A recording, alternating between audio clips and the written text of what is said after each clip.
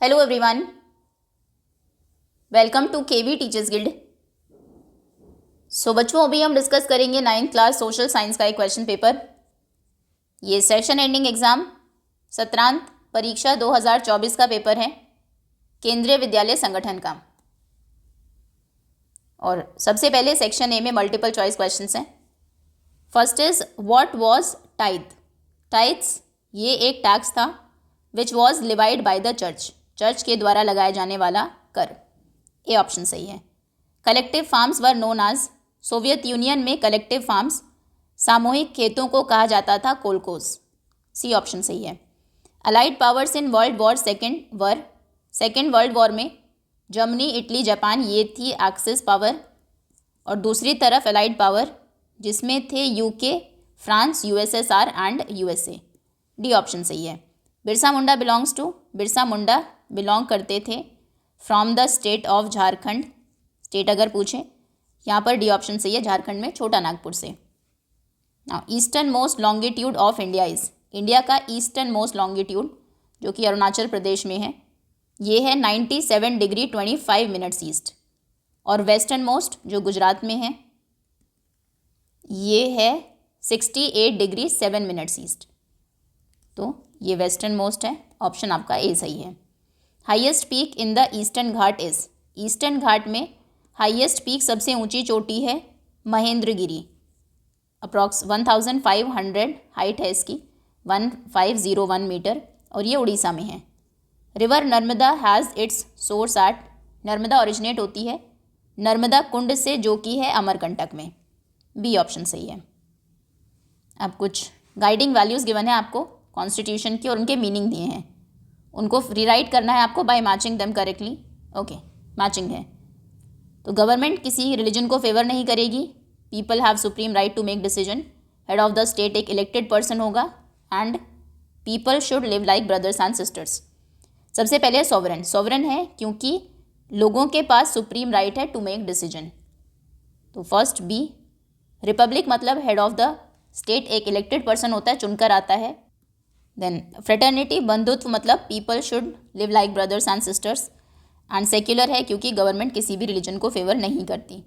So first B second C, third D and fourth A. A option सही है। Next, now which of the following freedoms is not available to an Indian citizen. इनमें से कौन सी freedom एक Indian citizen को available नहीं है। Freedom to criticise the government को क्रिटिसाइज वो कर सकते हैं, ये है। Freedom to participate in armed revolution.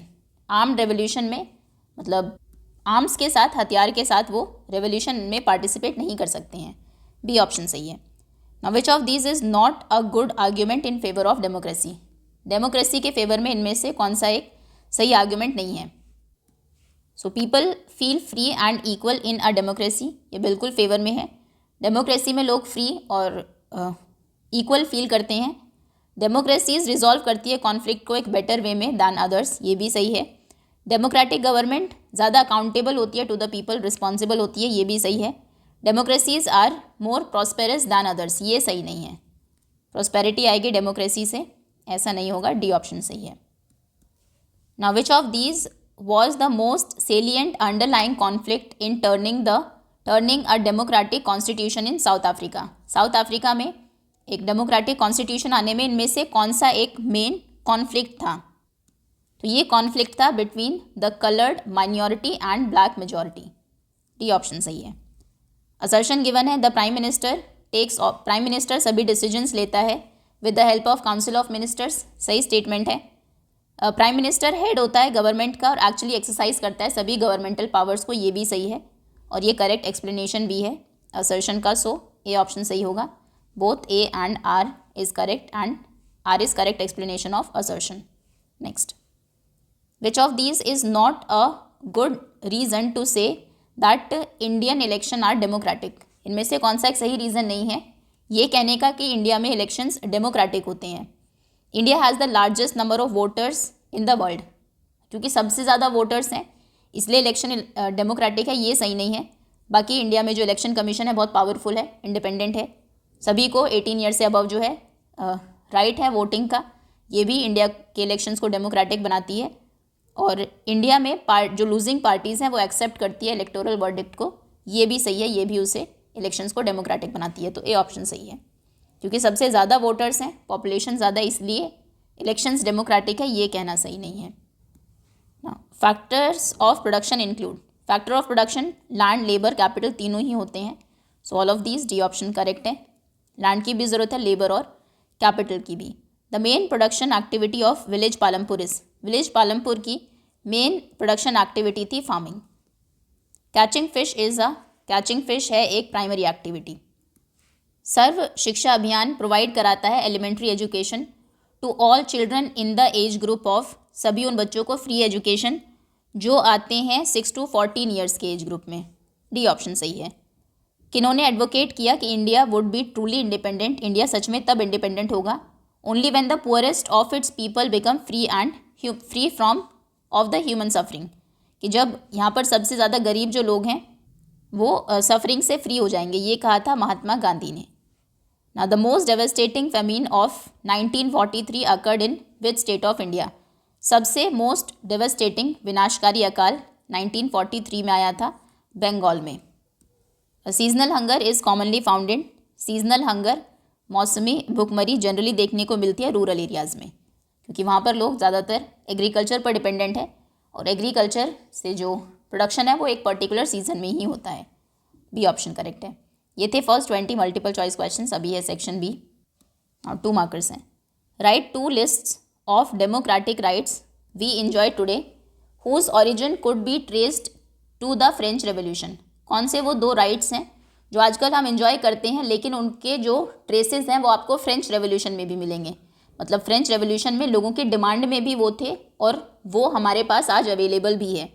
तो फ्रांस में जो लोग डिमांड कर रहे थे वो था right to freedom of speech, freedom of speech and expression, वो इंडिया में हमारे पास है, एंड एक्सप्रेशन हमारे फंडामेंटल राइट्स में से है, राइट टू फ्रीडम में। देन राइट टू लाइफ, ये भी है। Right against exploitation, against 2 mark का क्वेश्चन है, 4 लिख देते हैं। अगेंस्ट एक्सप्लॉयटेशन ये भी हमारे पास है, जो कि जिसके ट्रेसेस फ्रेंच रेवोल्यूशन में आपको देखने को मिलेंगे। सबसे important right to equality, France में जो कम्युनिटी थी 3 पार्ट्स में उसको डिवाइड कर दिया गया था, सबके पास इक्वल राइट्स नहीं थे, तो फ्रेंच रेवोल्यूशन में डिमांड रखी गई थी राइट टू इक्वालिटी, एंड इसमें भी स्पेशली इक्वालिटी बिफोर लॉ, कि कानून की नज़रों में सब बराबर होने चाहिए, कानून सबके लिए बराबर हो, तो वो हमारे पास है और ट्रेसेस इसके फ्रेंच रेवोल्यूशन में भी थे। राइट टू वोट भी एक इम्पॉर्टेंट राइट है, ये भी हमारे पास है और फ्रेंच रेवोल्यूशन में भी इसके ट्रेसेस मिलेंगे। Next, now what are the significant features of national policy population policy 2000? National population policy 2000 के क्या कुछ सिग्निफिकेंट फीचर्स हैं? सो सबसे पहले जो मोस्ट इम्पॉर्टेंट फीचर है इसमें बात की गई थी फ्री एंड कंपलसरी एजुकेशन की, फ्री एंड एजुकेशन फ्री में मिले और कंपलसरीली मिले, compulsory education up to 14 year education up to 14 years of age, 6 to 14 years के बच्चों को। देन मोर्टालिटी रेट डाउन हो, mortality rate should go below 30 per 1000 live births, और एक अचीव करना है universal immunisation, achieving universal immunisation, जो preventive diseases हैं इम्यूनाइजेशन उनका वैक्सीनेशन सभी बच्चों को लगे, immunisation of children against vaccine preventable diseases, जिन डिजीज़ को वैक्सीन से प्रिवेंट किया जा सकता है। ओके, कंप्लीट इम्यूनाइजेशन हो सभी बच्चों का। So free and compulsory education 14 years की एज तक, और मोर्टालिटी रेट 30 पर 1000 लाइव बर्ड्स से नीचे हो, मतलब पर 1000 लाइव बर्ड्स पर 30 बच्चों से कम की डेथ हो इन्फेंट्स की, और एक यूनिवर्सल इम्यूनाइजेशन ऑफ चिल्ड्रन को अचीव करना। और में क्वेश्चन है right to important features of adolescent population. Adolescent population के क्या दो इम्पॉर्टेंट फीचर्स हैं? एक तो ये इंडियन पॉपुलेशन का 1/5 कंट्रीब्यूट करते हैं, इसमें बच्चे आते हैं 10 to 19 ईयर्स के। So adolescents they are generally grouped into the age of 10 to 19 years। दूसरा इम्पॉर्टेंट फीचर है कि ये मोस्ट इम्पॉर्टेंट रिसोर्स समझे जाते हैं to the future. They are the most important resource for the future. एक ये है एडोलेसेंट के बारे में इम्पॉर्टेंट फीचर कि एक ट्रांजिशनल फेज़ है, phase of transitional phase from childhood to adulthood. इससे पहले 10 ईयर से छोटे बच्चों को चिल्ड्रन बोलते हैं, चाइल्डहुड बचपन से लेकर अडल्टहुड के बीच का एक ट्रांजिशनल फेज। एंड 1/5 पॉपुलेशन को कंट्रीब्यूट करता है इंडिया के। Adolescent population constitute 1/5 of total population of India. Okay, कोई भी दो फीचर्स आप लिख देंगे। Next, now what is democracy? Give example. Democracy क्या है? डेमोक्रेसी एक फॉर्म ऑफ गवर्नमेंट है। डेमोक्रेसी इज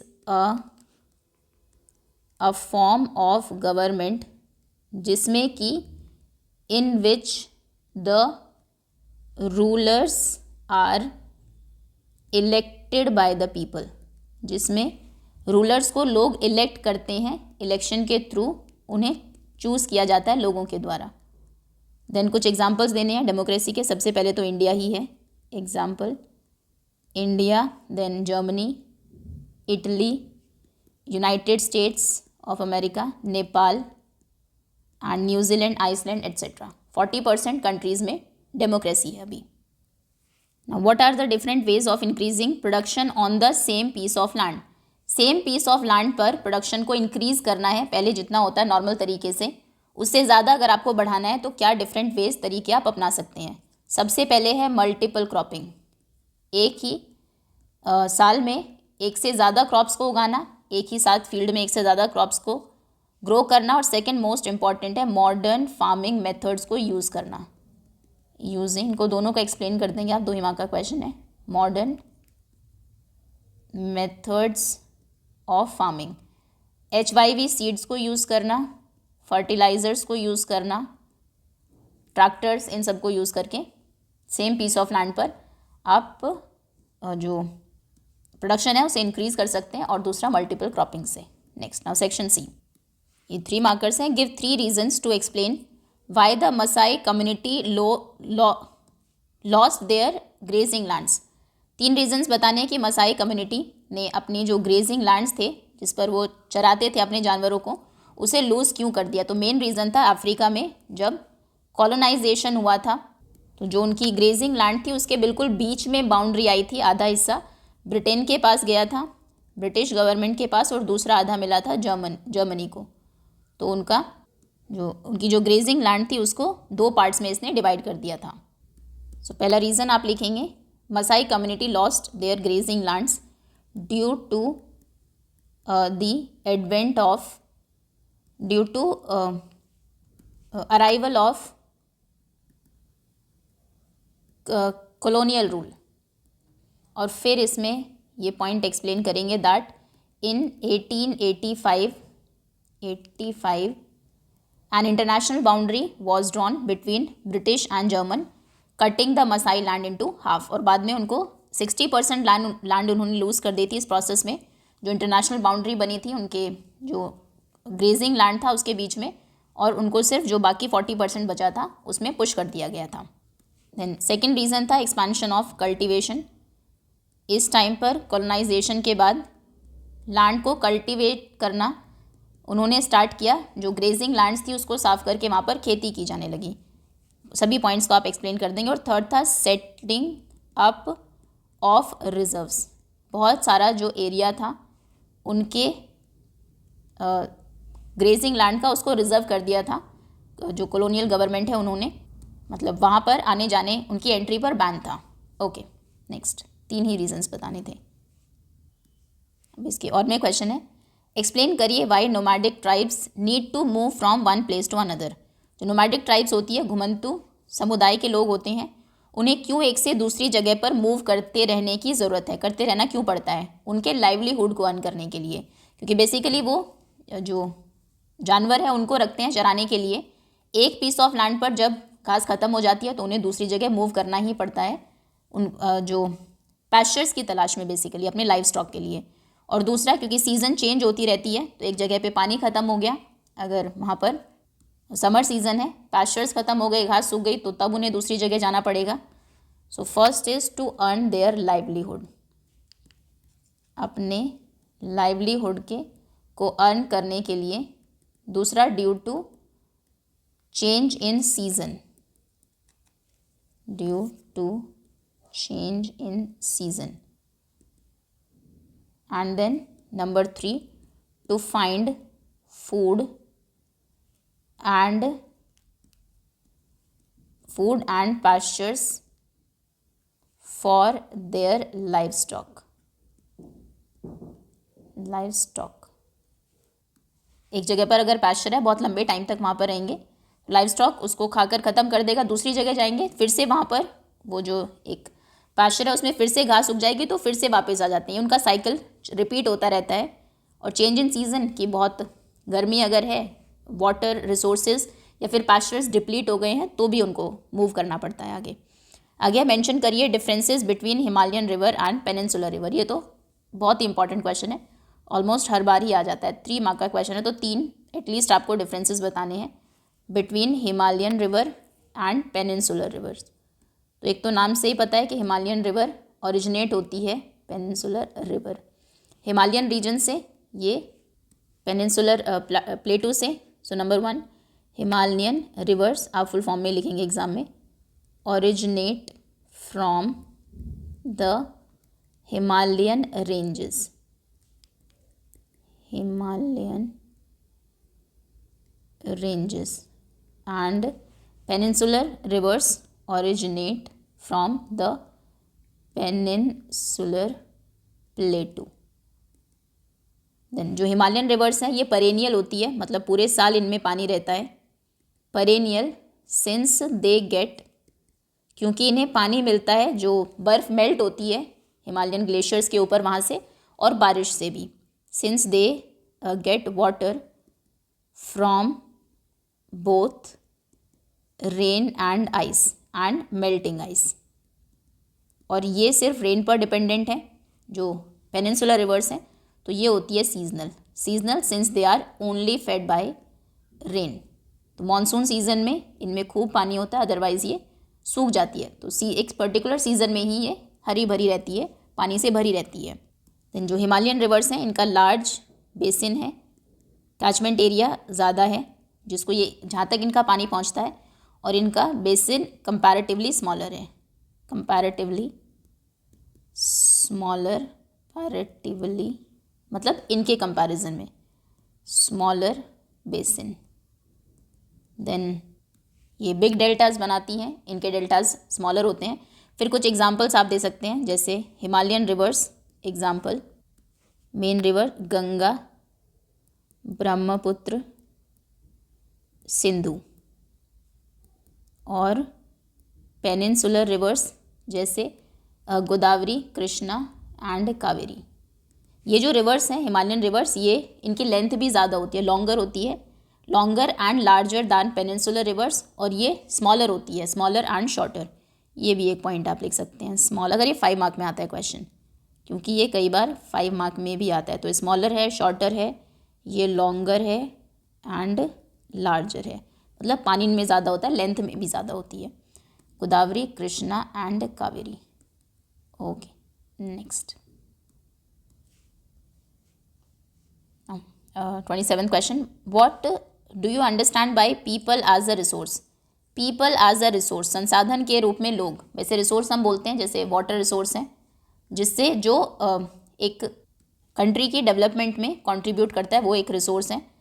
सो लोग कैसे एक रिसोर्स हैं, तो क्योंकि एक कंट्री में अगर लोग स्किल्ड है, एजुकेटेड है, उनमें एबिलिटीज़ हैं, हेल्थ वाइज अच्छे हैं, तो वो कंट्री के जीडीपी में कंट्रीब्यूट करेंगे, तो इसलिए लोगों को रिसोर्स कहा जाता है। तो आप कहेंगे पीपल एज अ रिसोर्स, इसमें पॉइंट कुछ नहीं बनेगा, ये एक वे है, एक तरीका है, अ वे ऑफ रेफरिंग, ये बताने का, referring to a countries working people, उस देश में रहने वाले जो काम करने वाले लोग हैं, जो जीडीपी में कंट्रीब्यूट करते हैं, working people in terms of their productive skills, education, abilities, health and health, इसके रिगार्डिंग हेल्थ, जो लोग हैं, ह्यूमन बींग्स हैं, वो कंट्रीब्यूट करते हैं, as they contribute to GDP they are also considered as a resource, क्योंकि जीडीपी में कंट्रीब्यूट कर रहे हैं, अगर उनमें स्किल है, एजुकेटेड है, हेल्थ अच्छी है एंड एबिलिटीज़ हैं, एबल है वो इतने, तो एक कंट्री में जितने लोग स्किल्ड होंगे, ज़्यादा एजुकेटेड होंगे, एबल होंगे, हेल्दी होंगे, वहाँ का जीडीपी उतना ही अच्छा होगा, मतलब वो एज अ रिसोर्स काम करते हैं। ओके, थोड़ा एक्सप्लेन कर देंगे आप ना। एक नोट्स लिखना है, right notes on minimum support price, MSP. तो मिनिमम सपोर्ट प्राइस वो प्राइस है जो गवर्नमेंट डिक्लेयर करती है हर साल फसल उगाने से पहले, और बाद में गवर्नमेंट एजेंसीज उसी प्राइस पर, प्री अनाउंस जो प्राइस है उसी पर ही फार्मर से उनकी फसल को परचेज करती है। सो मिनिमम सपोर्ट प्राइस, और दूसरा है buffer stock. Okay, MSP minimum support price is declared by the government every year, हर साल गवर्नमेंट जिसे डिक्लेयर करती है बिफोर सोइंग सीजन,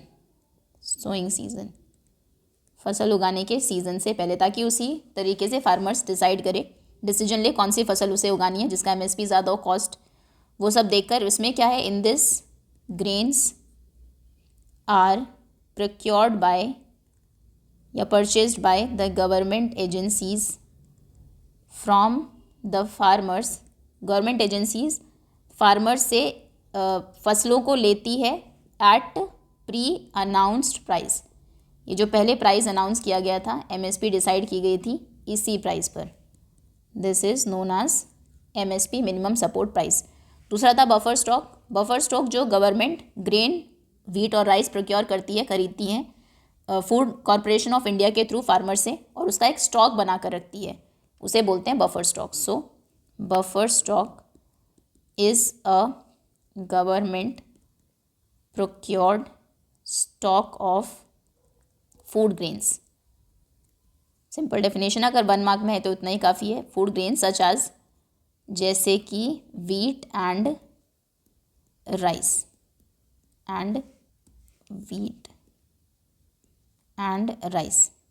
आगे आप एक्सप्लेन कर देंगे, आई थिंक 2 मार्क का क्वेश्चन है ये, कि एफसीआई परचेज करती है, FCI purchases these grains directly from farmers, जिस भी स्टेट में वो है, जहाँ पर, उन स्टेट से जहाँ पर वो सरप्लस हैं, वो राइस और जो वीट है जिस स्टेट में ज़्यादा होंगे वहाँ से एफसीआई परचेज कर लेगी, और इनको ग्रेनरीज में या फिर जो वेयर हाउसेज हैं उनमें स्टोर करके रखेगी। The grains are stored in granaries and are called, उन्हें बोलते हैं बफर स्टॉक।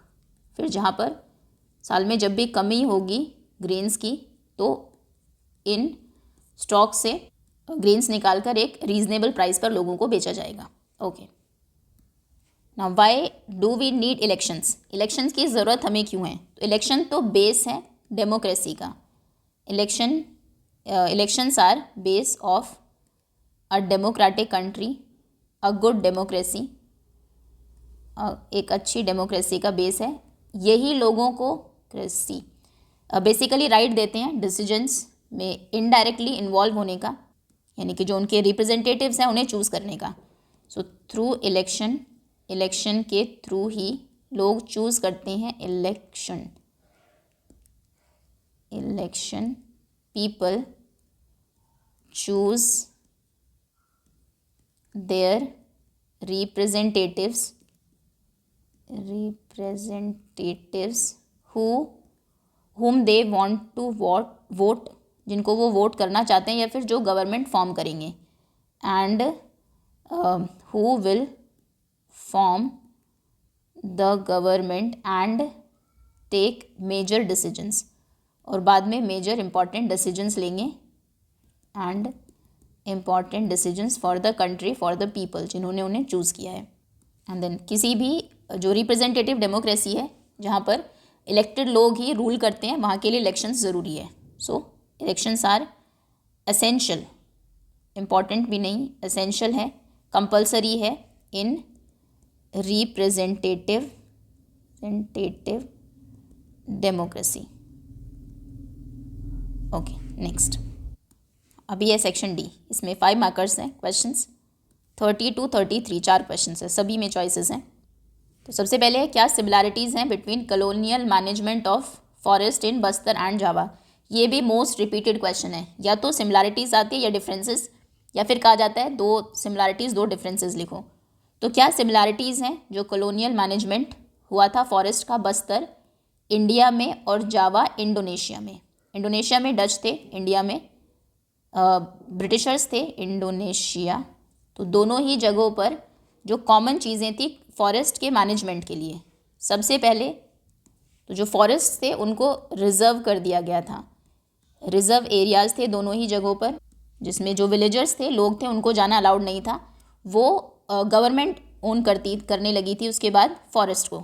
फॉरेस्ट जो लोगों ने लगाए थे, जिसमें वो रहते थे, उनके एंसेस्टर्स ने उनको ग्रो किया था, गवर्नमेंट ने कहा कि ये स्टेट के हैं। तो इन दोनों ही केसेस में, बस्तर और जावा में, forests came to be owned by the state.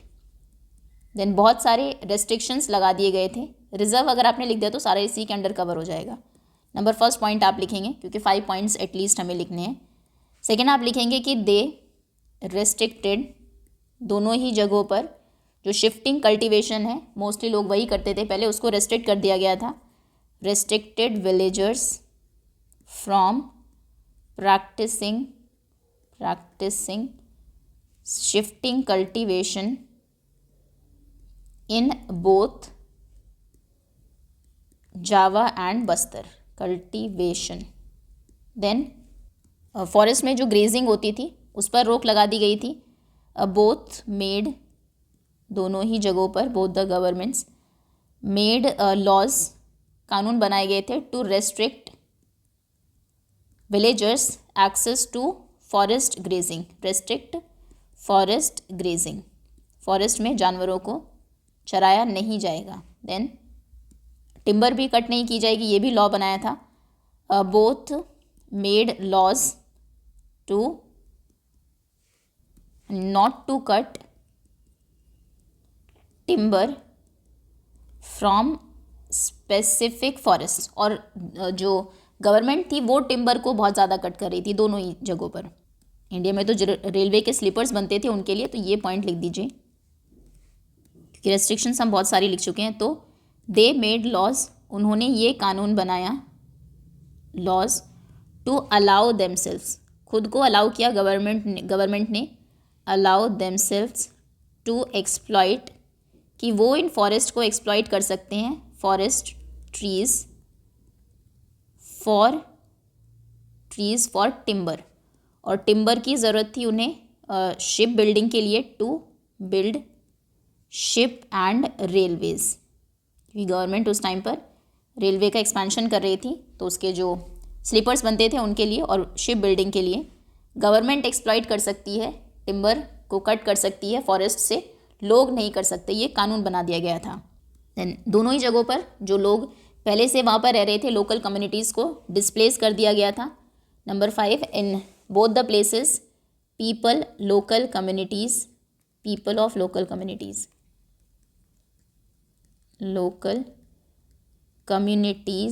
Were displaced from their traditional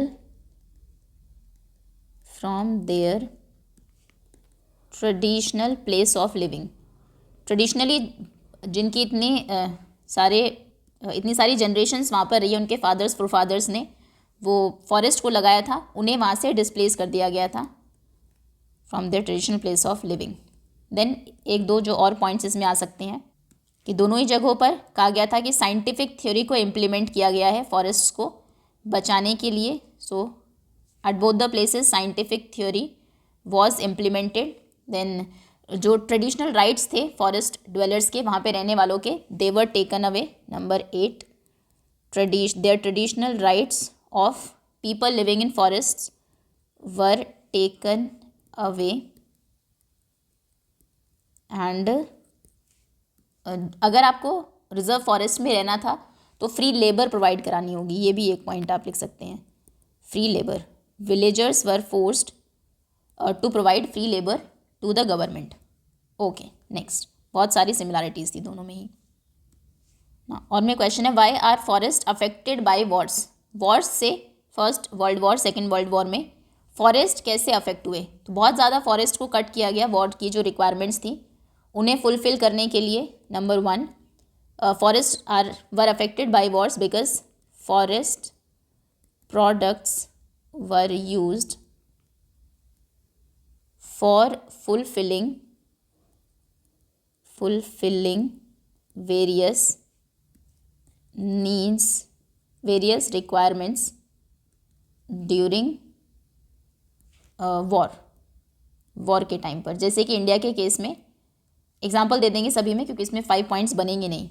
for example, in case of India during first world war and second world war, the forest department cut trees freely to meet British war needs.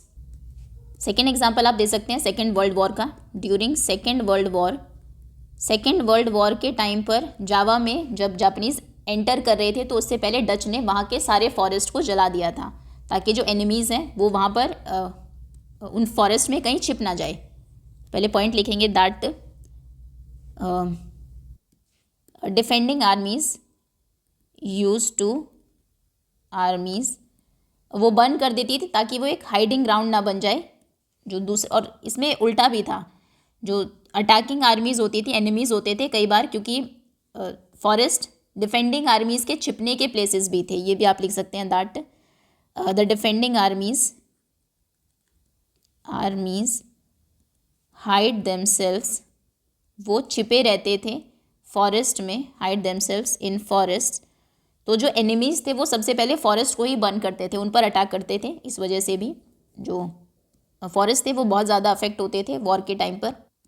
So hide themselves in forest to avoid detection, ताकि कोई उन्हें पहचान ना पाए, देख ना पाए, detect ना कर पाए। सो एनिमी फोर्सेस, तो जो एनिमी फोर्सेस थी, they capture, they target the captured areas forest, they target the forests, वो फॉरेस्ट को टारगेट करती थी to capture the opposing soldiers, जो दूसरी कंट्री के सोल्जर्स हैं, उनके ऑपोजिट जो कंट्री है उनको कैप्चर करने के लिए, soldiers.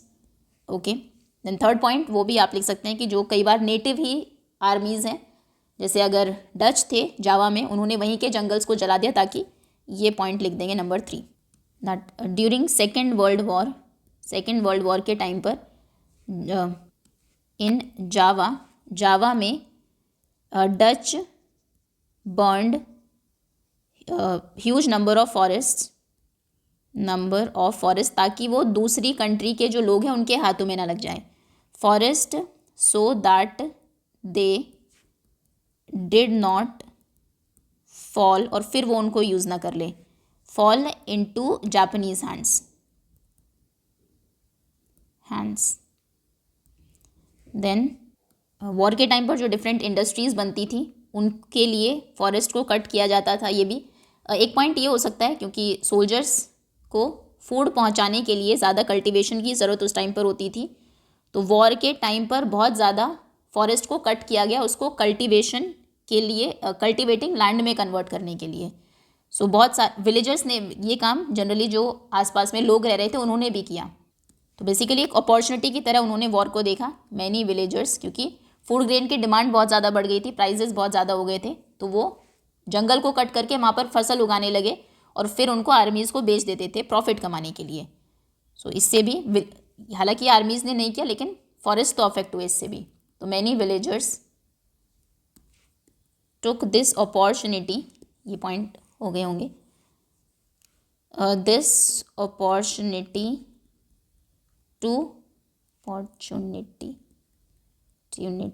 to expand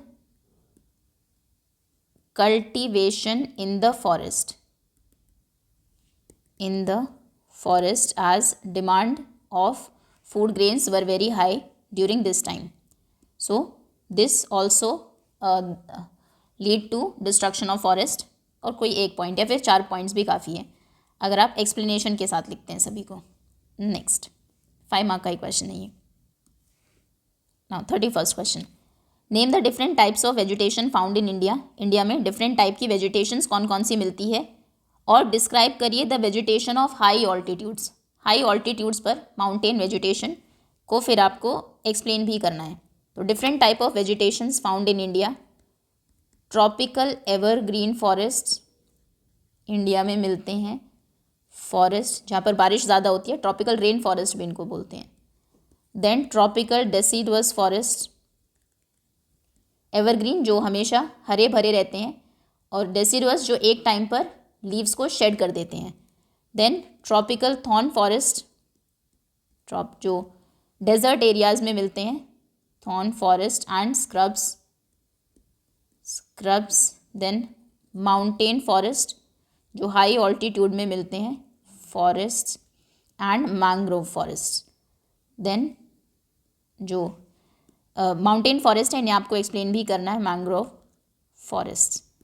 now mountain forest, so high altitude में ये मिलते हैं more than 3600 meter above the sea level पर, सी लेवल। एंड इनमें टेम्परेट फॉरेस्ट्स होते हैं। माउंटेन फॉरेस्ट में फॉरेस्ट होंगे, ग्रासलैंड्स भी होते हैं, टेम्परेट फॉरेस्ट्स, ग्रासलैंड्स। आपने देखा होगा बहुत सारे जो पैस्चर्स हैं, कम्युनिटीज़ हैं, वो हिमालयन रीजन में रहती है, वहाँ पर हाई ऑल्टीट्यूड्स तक अपनी भेड़ों को, गायों को चराने के लिए ले जाते हैं, क्योंकि वहाँ पर ग्रासलैंड्स मिलते हैं एंड वहाँ पर अल्पाइन वेजिटेशन भी होता है, एंड अल्पाइन वेजिटेशन। देन क्या यहाँ के मेन ट्रीज़ हैं, vegetation, number first point, second point, ये चीज़ें हैं। टेम्परेट ग्रासलैंड माउंटेन फॉरेस्ट में, forest, grassland, alpine vegetation. Then main जो ट्रीज़ हैं, silver fir, pines and birches are common trees. Then animals, number 4th point, India में जो mountain forest में जानवर मिलते हैं, Tibetan antelope, then Kashmiri stag and spotted deer, wild sheep,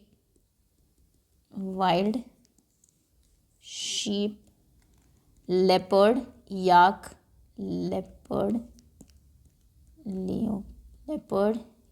etcetera. और यहाँ पर हाई ऑल्टीट्यूड्स में मोजेस एंड लाइकन्स भी मिलते हैं, नंबर 5th पॉइंट। 5 मार्क का क्वेश्चन है, 5 ये, एंड देन माउंटेन फॉरेस्ट के बारे में 5 points. So at high altitudes Moses and lichens form part of tundra vegetation, okay, are also found. Next, now और में क्वेश्चन है, why has India a such heritage of flora and fauna? India में इतना जो biodiversity है, rich heritage है flora और fauna में, वो क्यों है? तो एक तो यही आप एक्सप्लेन कर देंगे कि इंडिया में 47,000 जो आपकी बुक में गिवन है स्पीशीज़ हैं, प्लांट स्पीशीज़ हैं, प्लांट्स की, यानी कि फ्लोरा है, स्पीशीज़। इनमें 15,000 फ्लावरिंग प्लांट्स हैं, 90,000 स्पीशीज़ हैं एनिमल्स की, यानी कि फौना। तो इतनी ज़्यादा डाइवर्सिटी क्यों मिलती है? अब रीज़न इसके बाद मेन रीज़न तो है कि यहाँ पर क्लाइमेट बहुत डिफरेंट है प्लेस टू प्लेस। इंडिया में डेजर्ट्स भी मिलते हैं, varied climatic condition, climate condition. Desert भी है जहाँ पर डेजर्टिक एनिमल्स मिलेंगे, मैंग्रोव फॉरेस्ट भी है वहाँ पर डिफरेंट एनिमल्स मिलते हैं। पॉइंट ये सभी आप एक्सप्लेन करेंगे। क्लाइमेट कंडीशन, माउंटेनियस रीजन भी है तो वहाँ के एनिमल्स, वहाँ के जो प्लांट्स हैं वो अलग होते हैं। एंड प्लेन भी है, प्लेन एरियाज़ भी है। एवरग्रीन फॉरेस्ट भी है, बारिश जहाँ पर बहुत ज़्यादा होती है वेस्टर्न घाट में, और ये जो 7 सिस्टर्स हैं वहाँ पर। देन डेसिडुअस फॉरेस्ट भी है, वहाँ के एनिमल्स डिफरेंट होते हैं। तो इस वजह से क्योंकि हर तरह का क्लाइमेट यहाँ पर मिलता है, बहुत सारी स्पीशीज़ हो जाती हैं जानवरों की। Then presence of many rivers, बहुत सारी रिवर्स प्रेजेंट हैं, ऑफ मैनी रिवर्स। तो इससे जो मरीन एनिमल्स हैं, वाटर एनिमल्स हैं, उनकी भी बहुत सारी स्पीशीज़ और प्लांट की स्पीशीज़ भी ऐड ऑन करती है उस बायोडाइवर्सिटी को। Presence of many rivers. Then जो सॉइल है वो रिच है, वैरायटी ऑफ सॉइल है, presence of rich and variety of soil. कहीं पर ब्लैक सॉइल है, रेड सॉइल है, तो उसमें अलग अलग तरीके के प्लांट्स ग्रो करते हैं।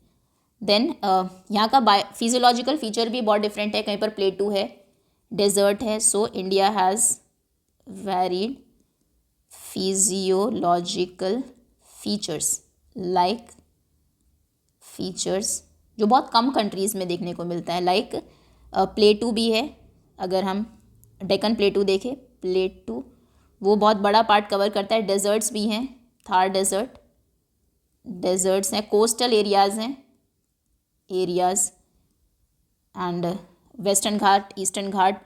आइलैंड भी है, अंडमान निकोबार आइलैंड्स हैं, यहाँ पर माउंटेन्स हैं, प्लेन एरियाज़ भी है। इतनी ज़्यादा डाइवर्सिटी प्लेन एरियाज़ अगर फिजियोलॉजिकल फीचर्स में है तो ऑब्वियसली हर जगह पर की अपनी अलग स्पेशलिटी होती है, वहाँ पर डिफरेंट टाइप के एनिमल्स मिलेंगे और उससे ही इतनी ज़्यादा स्पीशीज़ बन जाती है फ्लोरा एंड फौना की इंडिया में। देन मानसून की कंडीशन बहुत डिफरेंट है हर जगह पर। So India has different, number 5, different temperature. कोई भी पॉइंट एग्जाम में आप लिख सकते हैं जिसे आप एक्सप्लेन कर सके, रिलेट कर सके उस पर्टिकुलर क्वेश्चन से। सो डिफरेंट टेम्परेचर अलग है, कहीं पर बहुत ज़्यादा टेम्परेचर है तो वहाँ के एनिमल्स अलग तरीके के होते हैं, प्लांट्स अलग तरीके के होते हैं। एंड ह्यूमिडिटी डिफरेंट है, जो रेनफॉल है वो अलग होता है जगह जगह पर, north to south, east to west. अगर हम देखें बहुत ज़्यादा, अगर यहाँ से देखेंगे ईस्ट टू वेस्ट तो यहाँ पर ईस्ट में बारिश बहुत ज़्यादा है, वेस्ट में आते जाएंगे तो गर्मी बढ़ती जाएगी। सिमिलरली यहाँ पर ऊपर आप जाएंगे जितना जम्मू एंड कश्मीर की तरफ, वहाँ पर टेम्परेचर बहुत कम है, साउथ में मॉडरेट रहता है टेम्परेचर। तो इसलिए डिफरेंसेस आ जाते हैं जो प्लांट्स की और एनिमल्स की स्पीशीज़ हैं उनमें। ओके, सो फाइनली आप लिखेंगे, so India is has rich heritage of flora and fauna. Now what are the main reasons of poverty in India. India में पॉवर्टी के मेन रीजन्स क्या है। सबसे मेन रीज़न है पॉपुलेशन का इंक्रीज़ होना। So first is population increase, लोग बढ़ रहे हैं लेकिन रिसोर्सेज उतना ही है, लैंड हमारे पास उतना ही है। इंक्रीज़, डिमांड ज़्यादा हो गई है और उस हिसाब से इकोनॉमी ग्रो नहीं कर रही है। So second is low level of economic growth, economic growth. Illiteracy बहुत ज़्यादा है, लोगों के पास स्किल नहीं है काम करने की, illiteracy and lack of skill. तो जो बहुत छोटा मोटा काम होता है उसी में ही वो लगे रहते हैं, जिसमें पैसे बहुत कम मिलते हैं, तो अपने आप पुअर हो जाते हैं। या फिर मोस्टली अगर विलेजेस में हम देखें, लोग डिस्गाइजली अनएम्प्लॉयड रहते हैं, दिखते नहीं कि अनएम्प्लॉयड है। एक ही पीस ऑफ लैंड पर जिसमें 2 लोग भी काम कर सकते थे उसमें 4 लोग लगे रहते हैं। और एक ये भी रीज़न हो सकता है ओवर डिपेंडेंस ऑन एग्रीकल्चर।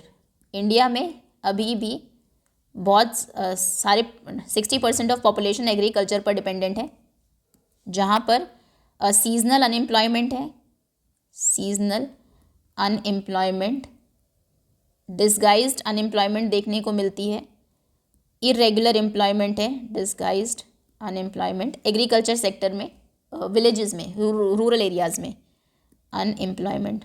तो लोग अगर अनएम्प्लॉयड होंगे, पैसे नहीं होंगे तो अपने आप पुअर हो जाएंगे।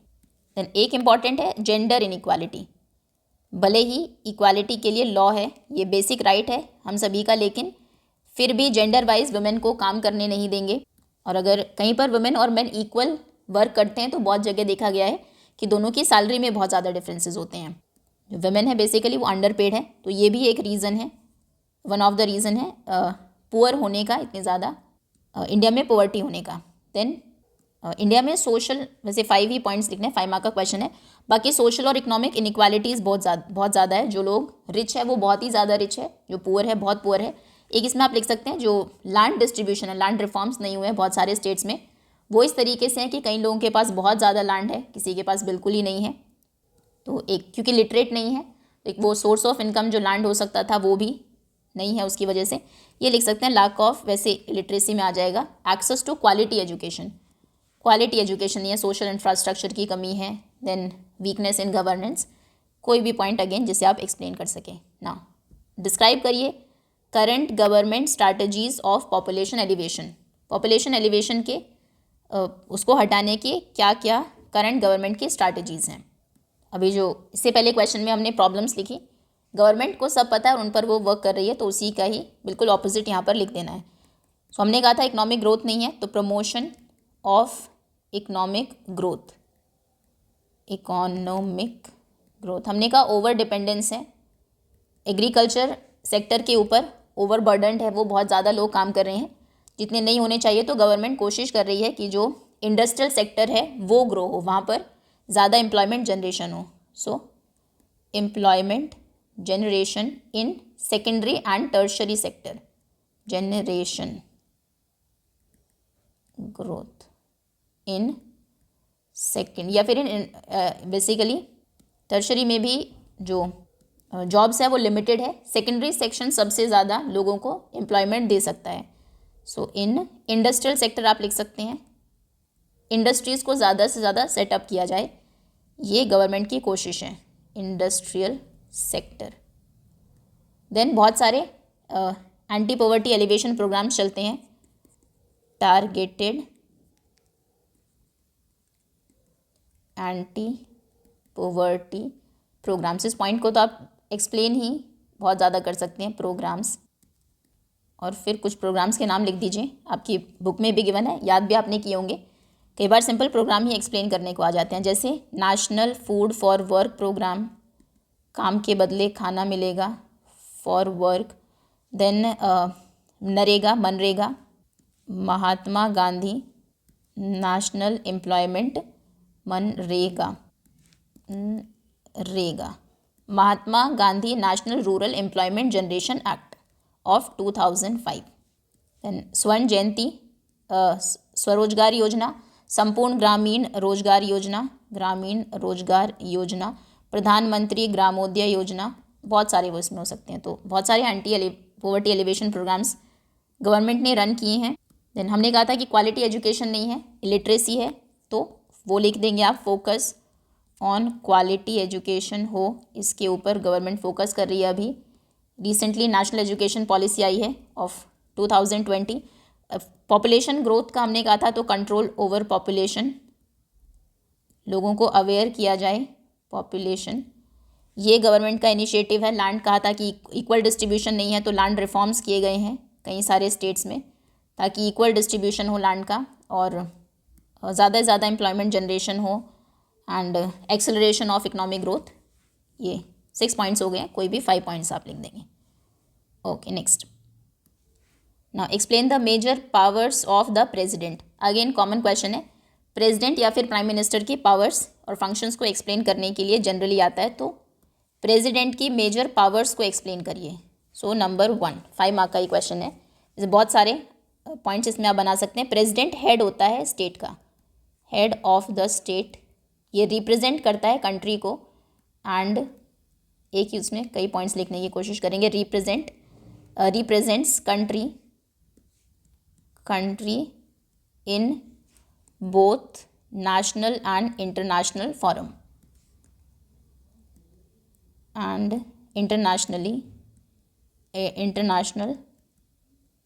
National forum. Then president supreme commander होता है इंडियन जो आर्म्ड फोर्सेस हैं उनका। सो ये आएगी हेड ऑफ स्टेट, पॉइंट हो जाएगा इसका। देन ये लिख देंगे आप। सेकेंड पॉइंट होगा कि मिलिट्री पावर, पॉइंट है, डिटेल में आप लिखेंगे that the president is supreme commander of the Indian armed forces. Then forces, president के पास पावर होती है। नंबर 3 जुडिशियल पावर, किसी को की भी सेंटेंस को जुडिशियल पावर, पार्डन करने की, माफ़ी देने की अगर किसी को मौत की सज़ा हुई है, या फिर कम करने की, कम्यूट करने की। सो पॉइंट आएगा the president has the power to grant pardon to convicts and can also commute sentences. Then sentences. Then emergency power, president emergency power के पास पावर है कि वो नेशनल इमरजेंसी को डिक्लेयर करता है। President can declare national emergency अगर war की सिचुएशन है, इमरजेंसी, या फिर इंटरनल कॉन्फ्लिक्ट्स हैं, इन टाइम्स ऑफ वॉर और internal disturbances. Then appointment power, president appoint करता है प्राइम मिनिस्टर को, चीफ जस्टिस ऑफ इंडिया को, और जो दूसरी हाई रैंकिंग ऑफिशियल्स हैं उनको। ये पॉइंट आप लिख सकते हैं। And diplomatic power, number 5 diplomatic power, president responsible होता है फॉर कंडक्टिंग फॉरेन रिलेशंस, वो नेगोशिएट करता है, ट्रीटीज़ को साइन करता है दूसरी कंट्रीज़ के साथ। देन लेजिस्लेटिव पावर, कि प्रेसिडेंट के पास पावर है to veto bill passed by the parliament, वो बिल को वापस भी भेज सकता है फॉर रिकन्सिडरेशन। तो बहुत सारे ऐसे पॉइंट्स हैं, कोई भी प्रेसिडेंट की जो 5 मेन पावर्स हैं वो आप लिख देंगे। Now why do we need a parliament, parliament की ज़रूरत हमें क्यों है? पार्लियामेंट में ही देश के लिए, कंट्री के लिए लॉज बनते हैं। So number 1, parliament can create new laws, जो एग्जिस्टिंग लॉज हैं उनमें वो अमेंडमेंट कर सकती है, अबॉलिश भी कर सकती है। Has power to abolish existing laws, 5 point तो इसी में बन जाएंगे, लॉज से रिलेटेड ही। वैसे भी इंपॉर्टेंट है, रिप्लेस कर सकती है ओल्ड लॉज को विद न्यू वन, अमेंड कर सकती है एग्जिस्टिंग लॉज को, amend existing laws. Then control करती है गवर्नमेंट की मनी को, parliament, we need parliament because basically we need parliament में आपको पार्लियामेंट की क्या इंपॉर्टेंस है, क्या उसके फंक्शंस है, वो लिखना है। सो आई थिंक इसको एक ही पॉइंट लिखते हैं, that we need parliament for making new laws and amending existing laws, जो अभी पहले बनाए गए थे आज के सिनारियों में उतने एप्लीकेबल नहीं है, तो उनको अमेंड कर सकती है या फिर अबॉलिश भी कर सकती है। ठीक है, ये पॉइंट नंबर 1, तीनों पॉइंट्स लिख देंगे इसमें। सेकंड होगा कि पार्लियामेंट कंट्रोल करती है, parliament controls government's money. Then parliament resolve करती है कॉन्फ्लिक्ट्स को, दो स्टेट्स के बीच में अगर कॉन्फ्लिक्ट है, एक डेमोक्रेटिक वेज में, या फिर डिफरेंसेस हैं डिफरेंट पार्टीज़ के बीच में। So parliament provides a democratic way to resolve differences and conflicts. Approve करती है बजट को, approves the budget, so we need parliament to approve the budget. And देखती है कि गवर्नमेंट ठीक से काम कर रही है या नहीं। और एक इम्पॉर्टेंट पॉइंट ये भी लिख सकते हैं, 5th पॉइंट आप, that it overseas the governments functioning. Important point कि इसके पास पावर है टू इम्पीच द प्रेजिडेंट, क्योंकि प्रेजिडेंट के इलेक्शन नहीं होते, पार्लियामेंट में ही उनको चूज़ किया जाता है, तो उनको हटा सकते हैं द प्रेजिडेंट। वो पावर जो पार्लियामेंट है उसके पास है, या फिर जजेस को रिमूव करना, हाई कोर्ट सुप्रीम कोर्ट के, टू रिमूव जजेस। Okay, next. नाउ अभी है सेक्शन ई। ये केस बेस्ड क्वेश्चंस हैं, इसमें पैराग्राफ गिवन है, रीड करना है, फिर क्वेश्चंस को आंसर करना है. सो नाज़ी ये हिस्ट्री से है. Ideology was synonymous with Hitler's world view. Hitler's racism borrowed from thinkers like Charles Darwin and Herbert Spencer. Darwin was a natural scientist, ये शायद सैम्पल पेपर में भी था. Semi who tried to explain the creation of plants and animals through concept of evolution and natural selection. Herbert Spencer ने later add किया इसमें idea of survival of the fittest. इस idea के according सिर्फ वही स्पीशीज़ अर्थ पर survive कर पाए जिन्होंने अडाप्ट कर लिया उनको चेंजिंग क्लाइमेट कंडीशंस के अकॉर्डिंग. दूसरा जो एस्पेक्ट है हिटलर की आइडियोलॉजी का, that is related to the geopolitical concept of lebensraum और living space. He believed that new territories had to be acquired for settlements. Okay, now first what was the main idea of Herbert Spencer. Herbert Spencer का main idea था main idea of Herbert Spencer was survival of the fittest. कि जो fit होगा, जो जिसने अपने आप को वही स्पीशीज से सर्वाइव कर पाएगी जो अपने आप को अडाप्ट कर लेगी विद द चेंजिंग क्लाइमेट. ये भी काफ़ी है, 1 मार्क का ही क्वेश्चन है. डार्विन ने कैसे एक्सप्लेन किया creation of plants and animals. तो creation of plants and animals were explained by Darwin through the concept of evolution and natural selection. Evolve हुई है जो स्पीशीज़ हैं प्लांट्स और एनिमल्स की, और नेचर ने उनको सेलेक्ट किया है ग्रो करने के लिए. What was the basis of Nazi policy of territorial expansion. Territories को एक्सपैंड करना ज़रूरी है, इसके लिए नाज़ी की पॉलिसी क्या थी कि उन्हें लिविंग स्पेस चाहिए, और he believe that new territories had to be acquired for settlement. Settlement के लिए नई टेरिटरीज़ की ज़रूरत है. Answer number 3. नेक्स्ट, फिर से एक पैराग्राफ गिवन है. The inflow of south west monsoon, geography से है, into India brings about. Total change आ जाता है वेदर में साउथ वेस्ट मानसून के आने से. इस सीज़न में के शुरुआत में the withdrawal side of windward side जो होती है वेस्टर्न घाट की, मतलब जिस तरफ से विंड आकर टकराती है, वहाँ पर हैवी रेनफॉल होता है. और जो डेक्कन प्लेटू है part of Madhya Pradesh also receive, वहाँ पर भी कुछ अमाउंट ऑफ रेन मिल जाती है. डिस्पाइट ये रेन शैडो एरिया में, रेन शैडो मतलब इधर बारिश होगी क्योंकि माउंटेन है वेस्टर्न घाट्स में, और दूसरी तरफ शैडो एरिया मतलब जिधर हवा नहीं गई है उधर बारिश नहीं होती है. तो हालांकि ये रेन शैडो एरिया में फिर भी यहाँ पर थोड़ी बारिश हो जाती है. माउसिन राम साउथ रेंज में है of Khasi hills receive highest rainfall in the world. Rajasthan और parts of Gujarat get scanty rainfall, वहाँ पर बहुत कम बारिश होती है. अब क्वेश्चन है which side of western Ghat receive very heavy rainfall. Western Ghat का जो विंडवर्ड साइड है वो हैवी रेनफॉल वहाँ पर होती है. तो answer number 1. Where is Mawsynram situated. Mawsynram है south range of Khasi hills में. Answer number 2. Then what is meant by rain shadow area. Rain shadow area वो होता है विच इज़ लोकेटेड, इसमें नहीं दिया है, एक होती है विंडवर्ड साइड, एक होती है लीवर्ड साइड. तो जो लीवर्ड साइड पर होता है उसे बोलते हैं rain shadow area. Okay, located leeward of monsoon and they receive a very little amount of rainfall, वहाँ पर बहुत कम बारिश होती है. नेक्स्ट, तीसरा ये सिविक्स से होगा. The NHRC national human right commission can not by itself punish the guilty, that is the responsibility of the court. The NHRC is there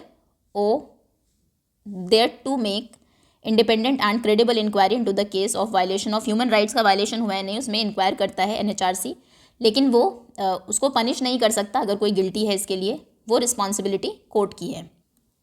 ये इंक्वायर करता है. It also inquire into any case of abetment of such violation and negligence in controlling it by the government officer, कि कहीं किसी government officer के part पर कोई negligence तो नहीं हुआ है, उसने किसी उसको नेग्लेक्ट तो नहीं किया है, या फिर अबेटमेंट मतलब किसी को उकसाया तो नहीं गया है, इंस्टिगेट तो नहीं किया गया वायलेशन करने के लिए. इसके बारे में भी इंक्वायरी करता है. अदर जनरल स्टेप, और दूसरे जनरल स्टेप्स लेता है to promote human rights in the country. National human right commission stepped in. This is an independent commission set up by law in 1993. Like judiciary, the commission is independent of the government. Government इसमें interfere नहीं करती, ये independent है. Commission is approved by president ने approve किया. Include retired जजेस इसमें होते हैं, ऑफिसर्स होते हैं, एमिनेंट सिटीजन्स होते हैं. Yet it does not have the burden of deciding court cases. लेकिन इस पर कोर्ट केसेस को डिसाइड करने का बर्डन नहीं होता, सिर्फ इंक्वायरी करेगा. कोर्ट केस डिसीजन जो लेगा वो कोर्ट लेगा. So it can focus on helping the victim secure their human rights. तो जो विक्टिम है उसको ये हेल्प करते हैं ताकि ह्यूमन राइट्स उसको अवेलेबल हो. These include all the rights, ये वो इसमें वो सभी राइट्स आते हैं जो इंडियन कॉन्स्टिट्यूशन ने दिया है सिटीजन्स को. For NHRC, human rights also include the right mention in UN sponsored international treaties that India has sign. Okay, when was NHRC set up? NHRC set up हुआ था in 1993. Answer number 1. How are the members of NHRC appointed? NHRC के members कैसे appoint होते हैं? So members of NHRC is appointed by president and include retired judges, officers and eminent citizens. In what type of activities NHRC is involved? NHRC involved है किस type की activities में? That कि इसको inquiry करनी होती है. NHRC is there to make independent and credible inquiry into the case of violation of human rights. Then ये इंश्योर करता है कि ये फोकस करता है, it ensure that the victim secure their human rights. Okay, next 2 points लिख देंगे. 2 mark का क्वेश्चन है. 2 प्लेसेस A एंड B. इसमें मैप नहीं है नीचे, तो चलो क्वेश्चन देख लेते हैं. 2 प्लेसेस जो भी मैप गिवन होगा उस पर मेंशन किए गए होंगे, आपको नाम लिखने थे उसके. ए जो प्लेस था वो एक सेंट्रल पावर थी. तो सेंट्रल पावर में कौन कौन थे? ये फर्स्ट वर्ल्ड वॉर के टाइम पर जर्मनी, ऑस्ट्रिया, हंगरी, इन्हीं में से कोई कंट्री आपको मैप पर दिखाई गई होगी. इन सभी के लोकेशन आप देख लेंगे. ऑस्ट्रिया, हंगरी, हम वर्ल्ड का मैप देख भी लेंगे एक बार. Bulgaria and Ottoman empire. Then second जो कंट्री है वो एक अलाइड पावर थी जो मेंशन की गई थी मैप में. अलाइड पावर ये थे सेकंड वर्ल्ड वॉर में, और इसमें थे United states, USA, United kingdom, Soviet union, France and China. Okay, next. ना मैप ऑफ इंडिया पर गिवन होगा इसके बाद, पेपर के बाद, लोकेट करिए, लेबल करिए any 3 of the following with suitable symbols. First is Lakshadweep. Lakshadweep Deccan प्लेटू national park, Dudhwa national park, ये यूपी में है. डेक्कन प्लेटू, डेक्कन पूरे इस पार्ट में आ जाएगा. लक्षद्वीप इधर है. Then area of evergreen forest. Evergreen forest एक तो यहीं मिलेंगे, जैसा बताया भी गया था कि वेस्टर्न घाट का जो विंडवर्ड एरिया है, बारिश यहाँ से जाती है, यहाँ पर टकराती है जो हिल्स हैं, और बहुत ज़्यादा बारिश यहाँ पर होती है वेस्टर्न घाट पर. और दूसरा जो 7 सिस्टर्स वाला पार्ट है हमारा, माउसिन राम, वहाँ पर, इन दोनों जगहों पर मिलेंगे एवरग्रीन फॉरेस्ट. ओके, मैप में देख लेते हैं. लक्षद्वीप, डेक्कन प्लेटू. तो ये है लक्षद्वीप,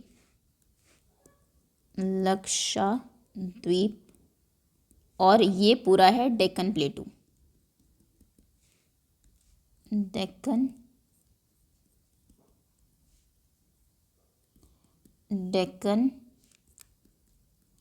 प्लेटू. देन यहाँ पर होगा Dudhwa national park, and evergreen forest.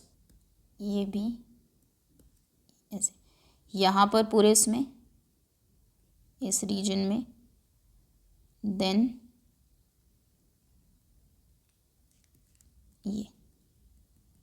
ये पूरा रीजन, एंड